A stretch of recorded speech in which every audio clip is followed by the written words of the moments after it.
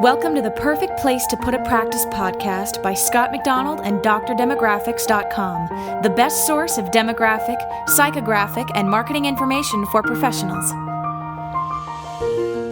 Hello, this is Scott McDonald of Dr. Demographics, and today we're going to do our annual review of locations that bite, that suck, that are not very good. These are locations that we refer to as having the kiss of death. Now, I know this may sound weird, but this is probably our most popular session that we do throughout the year. It really is an explanation of where you don't want to wind up going. Now, I bring this up because there right now is kind of a rush for people to get into practices. They're just scrambling. They feel that if they don't make a decision right now, they're going to have no chance for the future. Well, I've been doing this now for really close to 40 years, and what I've found is that's not entirely true. However, there is a good idea to make sure you take advantage of the opportunities as they present themselves.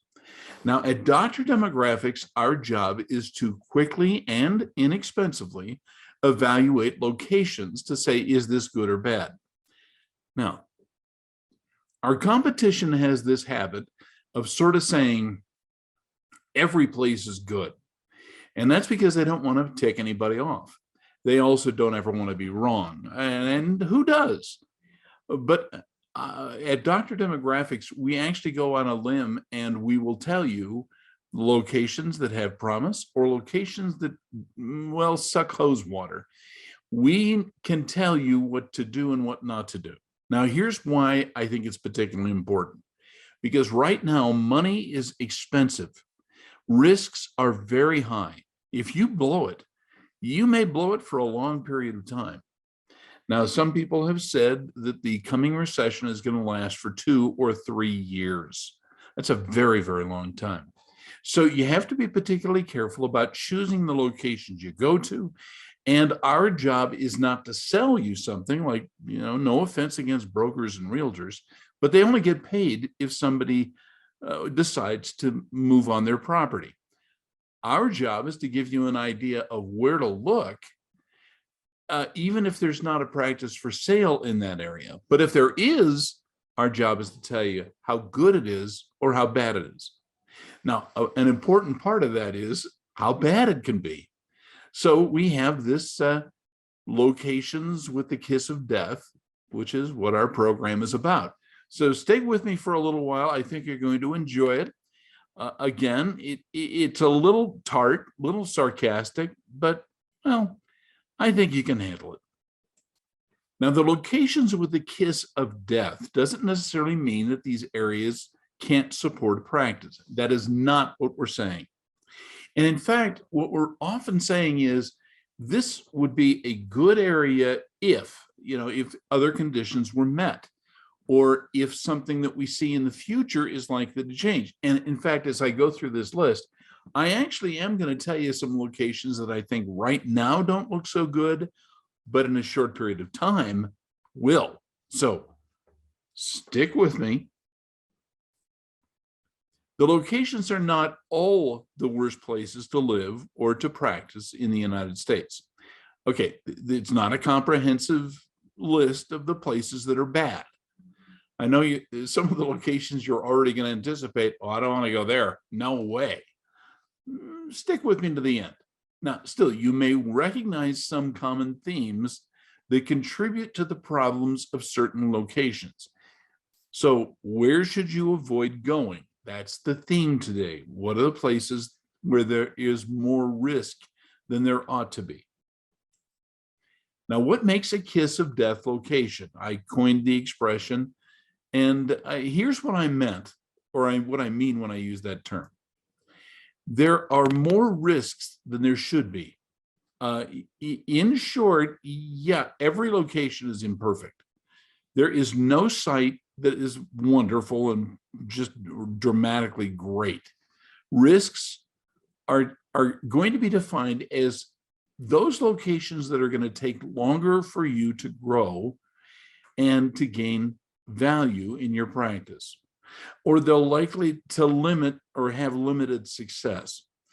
Now, I'm saying this because some people say, don't get into a healthcare practice. It's not a good idea. Look, doctors, I'm going to tell you the truth. I've been doing it for a long time. This is a heck of a lot better than the stock market. And there are other locations that you might want to consider that will be better or worse than these. What we're trying to do is say, how do you rationalize what's going to work for you? Now, costs are rising. The population is shrinking, at least in many locations, not in all, but in many. Employment is worsening. In other words, you are not working and making as much money as you were. So that is happening. Equity is not increasing for most practices. Now, that doesn't mean it's not a good idea to get into a practice.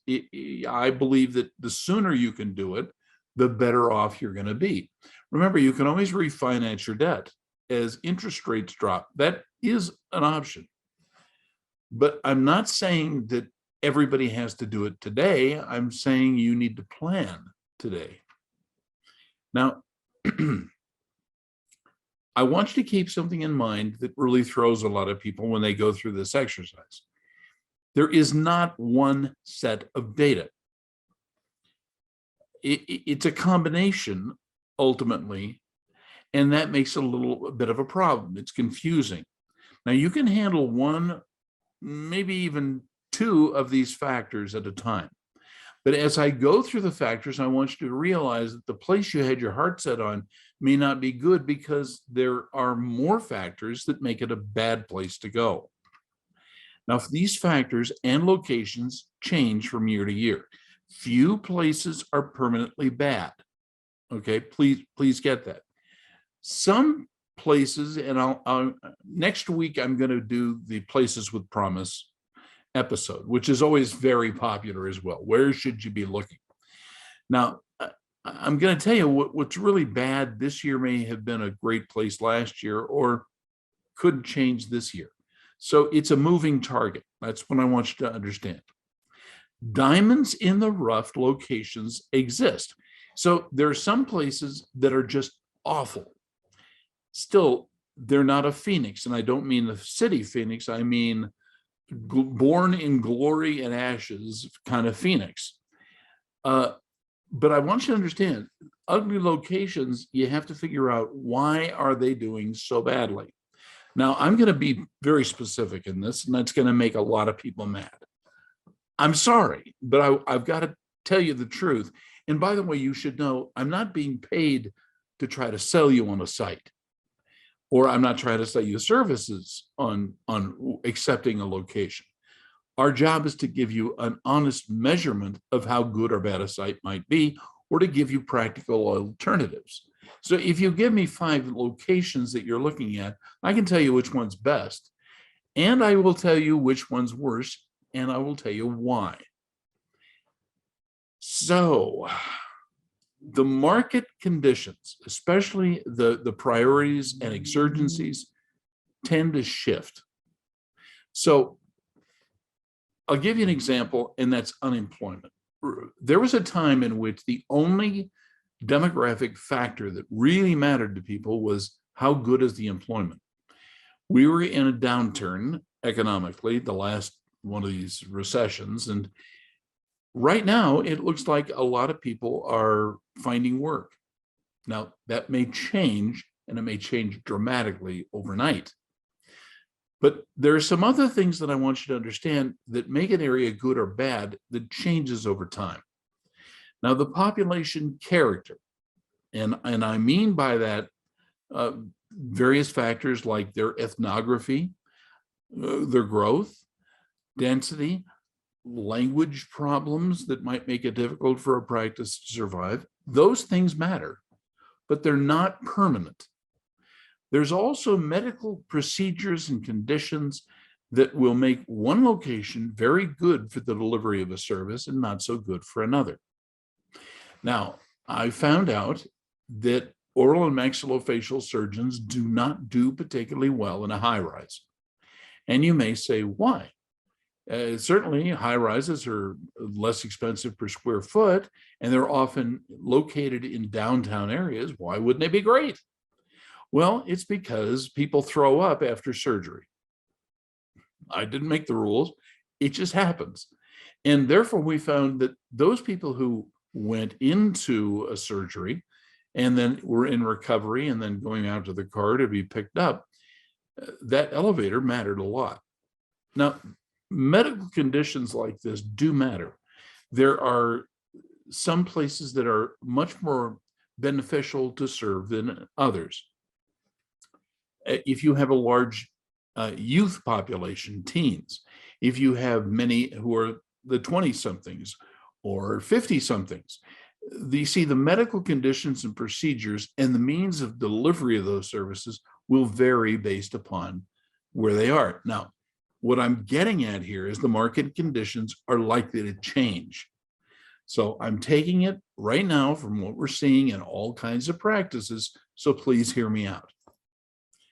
Now, economic conditions are a variable, but you see, it's not a single thing. How much money are you going to be able to retain in a recession or with very big inflation, which is the fear right now? Those things change, and it may be very influential in one location and not in another. You probably already know that inflation is going crazy in some sites and not at all crazy in others, or at least it's much more modest. The same thing is true in the post-pandemic world of housing types. So what people have found out, they want to live in a single-family dwelling area.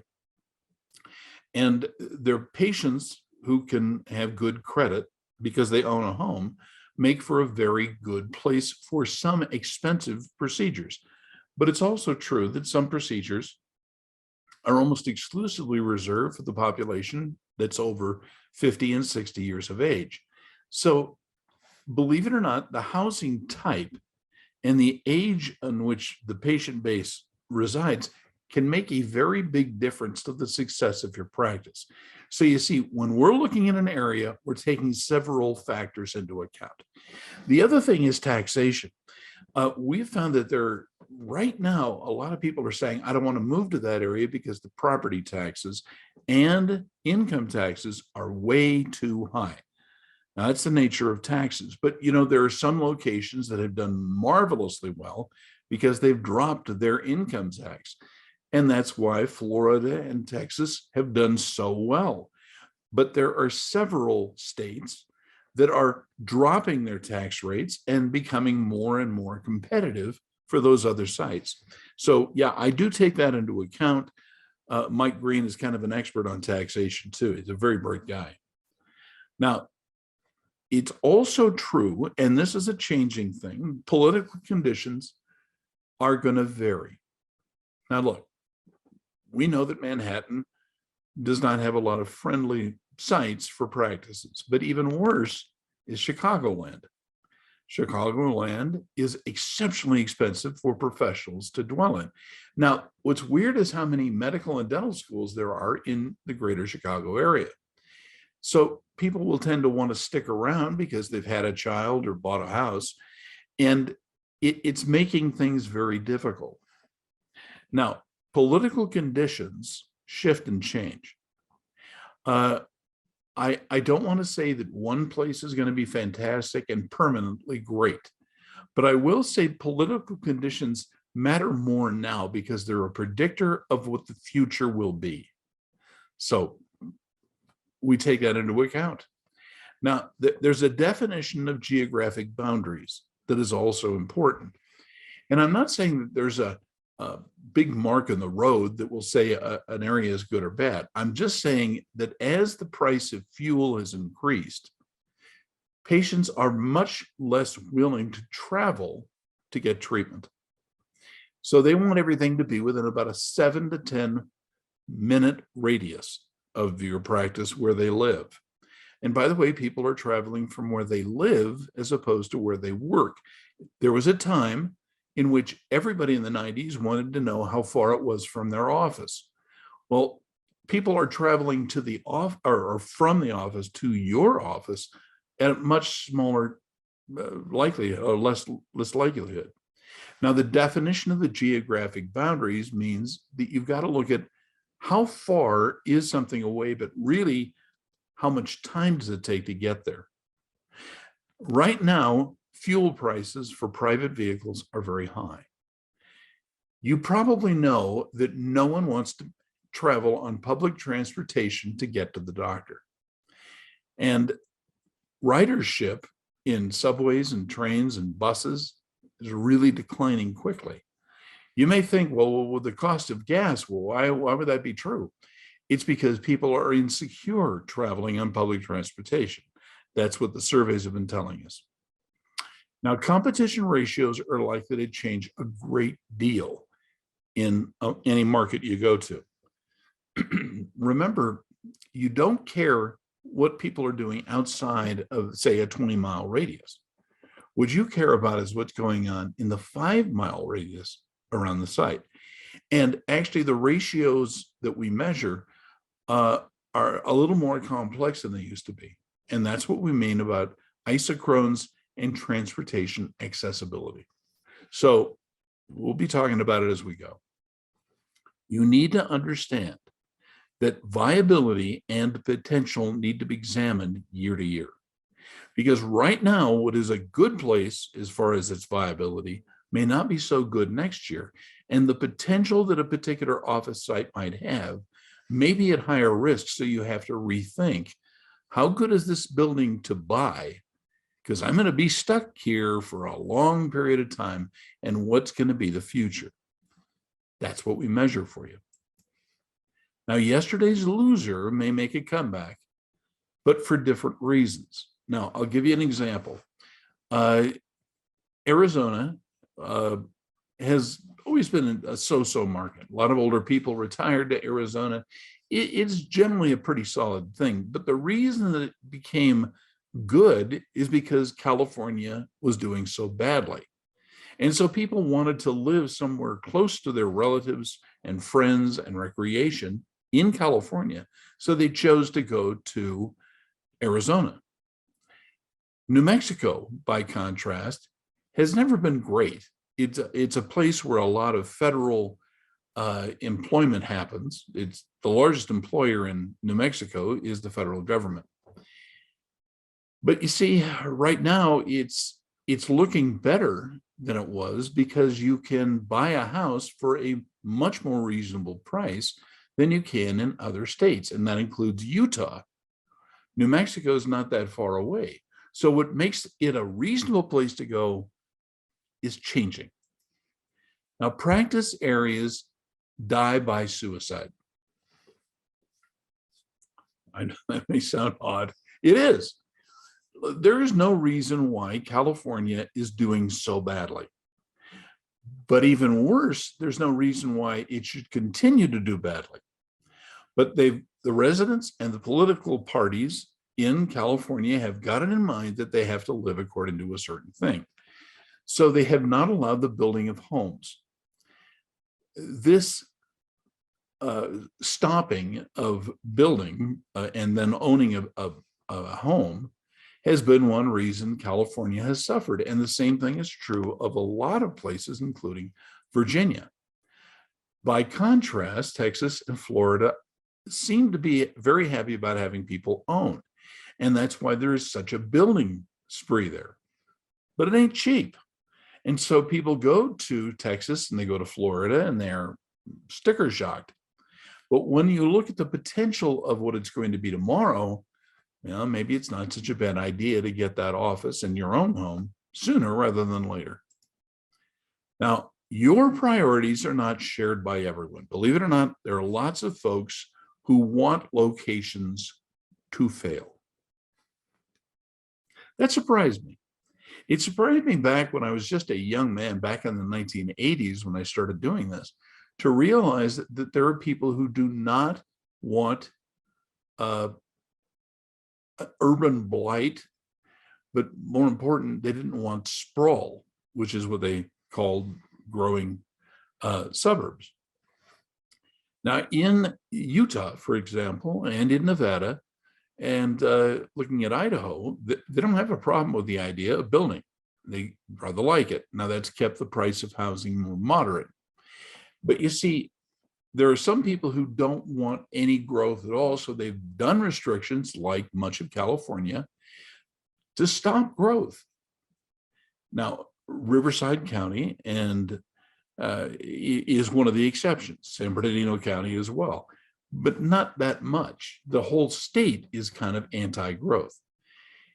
There are some that appear to really want to become economic basket cases, and I'll put Chicagoland in that category. They have elected a mayor and city council who basically want to screw people over, and they only want to grow in a certain way.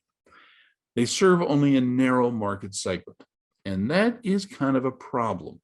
But if you know what to look for, we can help you. Now, specifically, I want to talk about the kiss of death states. I put the top kiss of death state in the United States as New Jersey. It has a significant loss of population due to the cost of living. It's extremely expensive to live there and to build in New Jersey. The taxation is crazy high, and the quality of life, which is just not that great, has always been a problem. The crimes against people are the biggest problems that we're seeing in metropolitan New Jersey. Now, that is going to go for the two big areas in the state, which is the north and the south of New Jersey. The south is doing worse than the north. But then again, you probably knew about the problems that Philadelphia's had, and I'll bring it up in a minute. Illinois is really close to New Jersey in being just a horrible place to live. I'm sorry to say it. They've got a big loss in population due to taxes. They don't have affordable housing. The quality of life, especially in Chicagoland, is bad. And that is why Illinois is giving up so many residents. Where are they going? They're going south. They're going to Georgia and Alabama, Texas, Oklahoma. And these are the states people are targeting from that area. Now, look, if you're in Washington State and Oregon, you're not thinking about going to the southern United States. You're thinking about going to the southern coastal areas. But there's not a lot of options there. So I'm just going to tell you, it varies location to location. I believe that Illinois has got a golden belt. And I mean by that, the southern part of the state that's more rural has more potential. Cost of building houses is much lower. Employment is reasonable. Transportation accessibility is good. But if you go to that Chicagoland area, people have gotten so used to the idea that they're going to get robbed or killed that they kind of accept the risks. Now, it surprises some people when I bring this next one up. New Hampshire. New Hampshire has very high taxes. It has very high cost of living. And what's more is New Hampshire has a lot of older people. Nothing against older people. As you can tell, I'm getting to be a little older myself.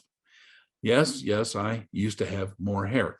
But the point is, New Hampshire is kind of defeating itself because it has the myth in mind that any changes that it makes to zoning and to the cost of housing, new developments, will mean that New Hampshire is going to be less perfect than it is. Look, I like New Hampshire. They've just made it very, very hard for doctors to be there. Connecticut is also in New England. The cost of housing is crazy high. The cost of living overall, in fact, everything in Connecticut is high.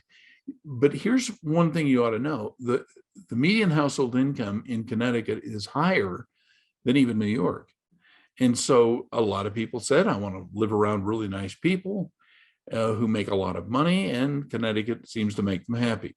Wealth and high employment rates are mitigating factors, but low family formation means it's aging quickly. So what I'm saying is, very few young families are saying, hey, we're getting hitched, we're going to Connecticut. Not so much. So they may move in with their mom and dad, but they're having a hard time after graduating in order to afford a house or find an apartment that is affordable. West Virginia, now it's bleeding people and has been for a very long time. It's got a poor job market, poor lifestyle, education, and yeah, it's got a problem. West Virginia has got a long-term problem, and that's Appalachia. But it's a major coal producer. It used to be an energy state. Barack Obama said coal shall not survive. And it may be that there are certain political people in Washington who want West Virginia to die. That's unfortunate, because the energy market may pick up and coal may be, with the liquefaction of coal, become a really good place to be in the future, but not right now. I want to talk about Hawaii. Now, who doesn't love Hawaii? I mean, I like pineapple. Come on. But the problem is, it is so dramatically expensive to live there. If you're not a native Hawaiian, you got a couple of strikes against you. It's very high taxes.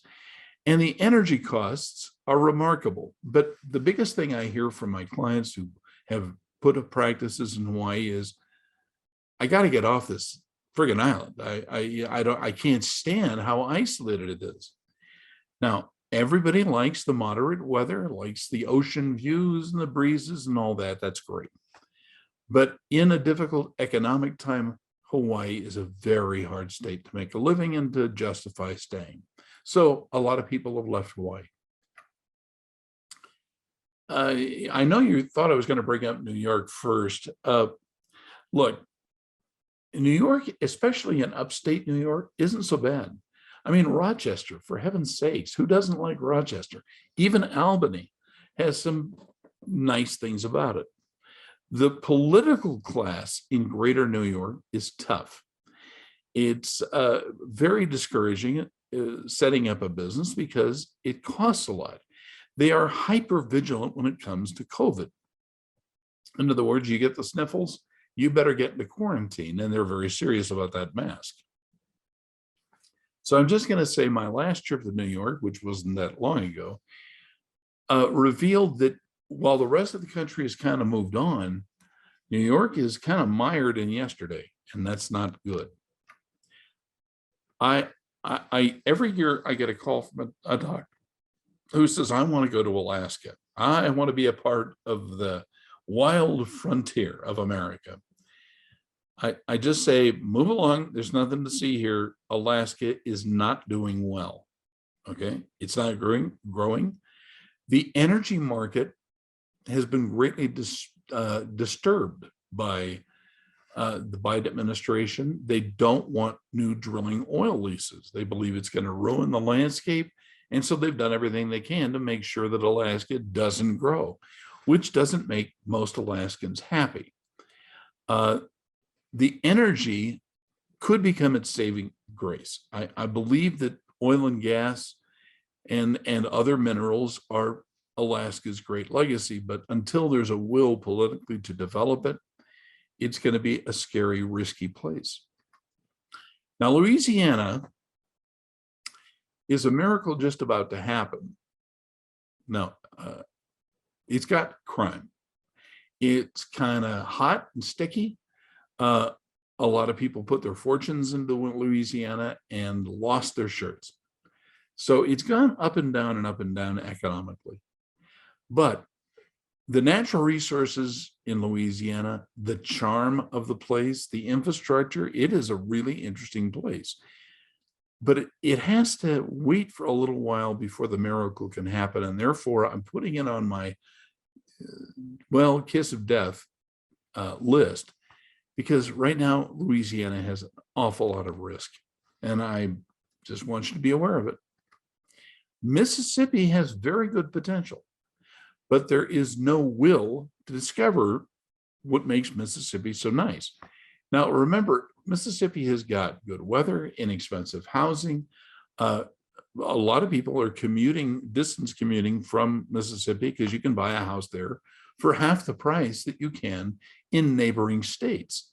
So Mississippi has gotten kind of a negative, I don't know, kiss of death or score. I think in time it will do well, but right now, Mississippi hasn't really decided that it wants to grow. And neither have the political class nor the business people who would normally make up Mississippi. But I believe in time it will. Now let's talk about California. I'm from California. I lived there. I was with the California Dental Association as their marketing manager. And it's like there's a bumper sticker. We hate you and we want you to live somewhere else. In other words, they don't want to allow building or development, and they're doing everything they can because of the laws. The bail situation in the whole state of California is crazy. They don't want to bring the price of living in California lower. They want to increase it because they believe everybody really wants to go to California. And of course, we're seeing by the number of Ryder trucks and U-Hauls that isn't really true.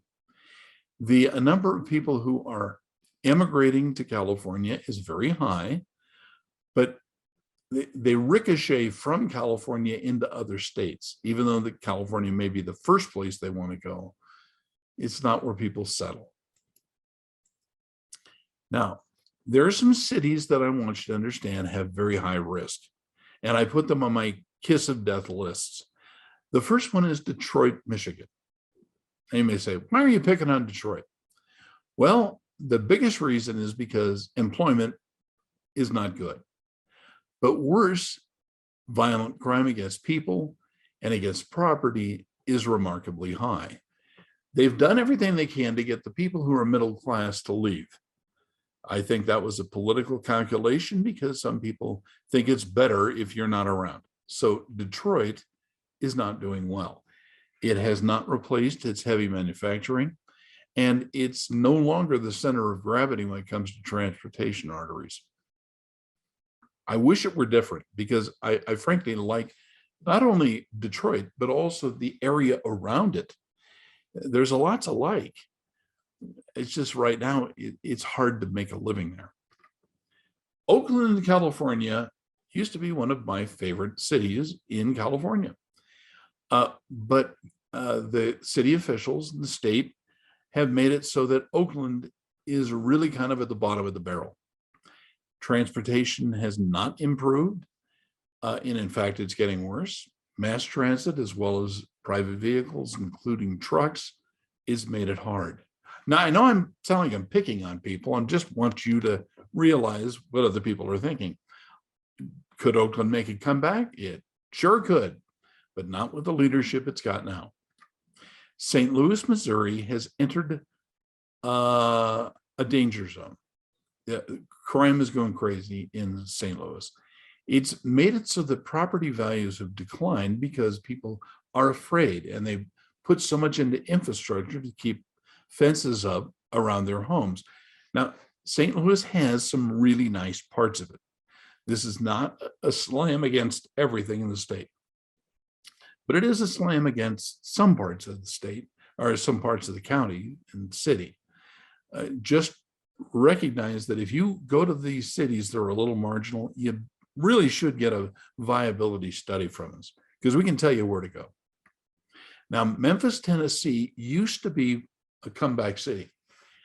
Memphis has gotten crime-ridden, and a lot of people have moved to Memphis, which is on the western side of the state, from other places in the South that are not so desirable.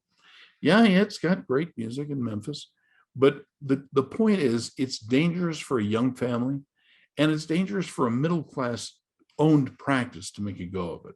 You got a lot of need. I'm just not seeing it as a place that I find attractive. Stockton, California was one of my favorite places, and I thought it was going to make a comeback.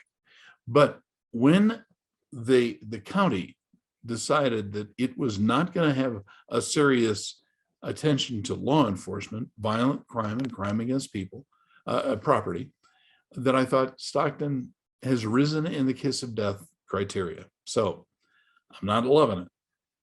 Does that mean that Modesto and Merced are not likely? Does it mean that Sacramento is on its heels?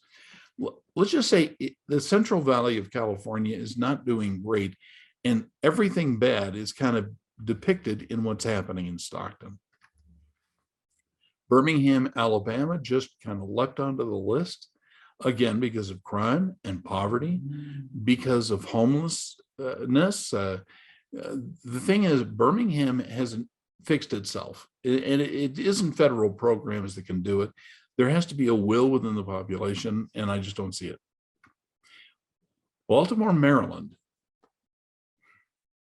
It sucks. I mean, if you ever are looking around Baltimore and you're there at night, leave quickly, because the police are demoralized, the criminal class is enthused, and it is become one of the ugliest cities in America.